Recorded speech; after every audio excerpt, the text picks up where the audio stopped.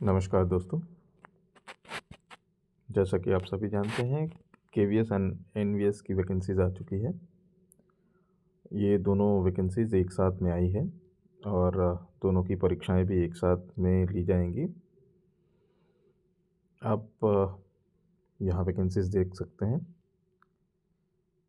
TGT and PGT post graduate teachers for KVS and NVS अच्छी खासी vacancies आई है, सिवाय केवीएस में हिंदी को छोड़ के। हिंदी में इस बार सबसे कम वैकेंसी आई है क्योंकि इस साल बहुत सारे पोस्ट सरप्लस हुए हैं हिंदी में और पीजीटीज़ को भी इन्वॉल्व किया जा रहा है टीजीटीज़ में। साथ में संस्कृत के पोस्ट बढ़ाए गए हैं, जिससे आप देख रहे हैं कि संस्कृत वालों को भी शायद सामने से हिंदी पढ़ाने को कहा जाए।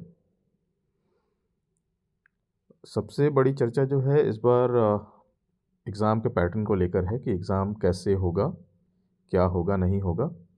पिछले बार के एग्ज़ामिनेशन में आपने देखा होगा कि एनसीईआरटी को पूरी तरह से फॉलो किया गया था।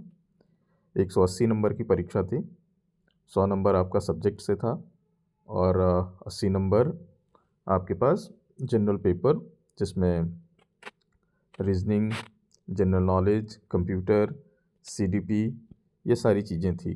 पर इस बार आप ध्यान से देखेंगे तो टायर 1 एंड टायर 2 का सिस्टम यहाँ पे फॉलो किया गया है, जिसमें एक एग्ज़ाम पहले लिया जाएगा जिसे क्वालिफायर माना जा रहा है कि जिस सबसे पहले आपको उस एग्ज़ाम को क्वालिफाई करना होगा। क्वालिफाई करने के बाद ही आप टायर 2 के लिए एलिजिबल हो सकते हैं। मैं आपको दिखा देता हूँ दोनों, आप देख सकते हैं इस नोटिफिकेशन में दोनों ही चीज़ें बहुत अच्छे से दी गई हैं कि कहाँ क्या होगा, कैसे होगा, किस तरह से होगा। यहाँ पर आप देख सकते हैं टायर 1 विल बी इस तरह से qualifying examination for OMR objective. ये ओएमआर पे होगा पहला, जिसमें आपके पास जनरल रीजनिंग होगा, न्यूमेरिक होगा, basic computer and literacy, general knowledge, language competency test, English, और आपके पास जनरल जो लैंग्वेज होगा इंडियन मेजर लैंग्वेज या मॉडर्न लैंग्वेज, इस तरह से आपको लिया जाएगा, जिसमें टोटल 100 क्वेश्चन होंगे। हर क्वेश्चन 30 मार्क के लिए दिया जाएगा, 3 मार्क के लिए दिया जाएगा, सॉरी। 100 क्वेश्चन 300 मार्क दिया जाएगा। पहले आप ये क्वालिफाई करेंगे, उसके बाद ही आप टायर 2 के लिए एलिजिबल हो सकते हैं। पिछले बार के एग्ज़ाम में जो 2022 में जो वैकेंसी आई थी अक्टूबर के आसपास, उसमें आपने देखा होगा कि उसमें नेगेटिव मार्किंग नहीं थी, बट यहाँ नेगेटिव मार्किंग है हमारे पास कि अगर आप कोई गलत उत्तर चुनते हैं तो उसके लिए 1/3, टायर 1 के लिए 1/3, यहाँ आप अच्छे से देख सकते हैं ऑप्शन नंबर ओ, यहाँ पॉइंट नंबर ओ देख सकते हैं। In tier 1 each question carries 3 mark, there will be negative marking for wrong answer in tier 1, 1/3 mark. ये आपके डिडक्ट होने वाले हैं अगर आप कोई गलत चुनते हैं तो। ये है टायर 1 का सिस्टम। टायर 1 क्रॉस करने के बाद भी आप पहुंचेंगे टायर 2 में, जहां आपके पास जो एग्ज़ाम्स होंगे वो आपके सब्जेक्ट के हिसाब से होंगे। आप देख सकते हैं डिटेल सिलेबस आपको दिया जा चुका है already. Number of questions and mark यहाँ पे दिए हुए हैं। आपके सब्जेक्ट से ऑब्जेक्टिव 60 होंगे, डिस्क्रिप्टिव जो होंगे वो 10 होंगे। ऑब्जेक्टिव 1 नंबर का होगा और डिस्क्रिप्टिव जो होगा वो 4 नंबर का होगा। टोटल 100 नंबर के हमारे पास एग्ज़ाम लिए जाएंगे।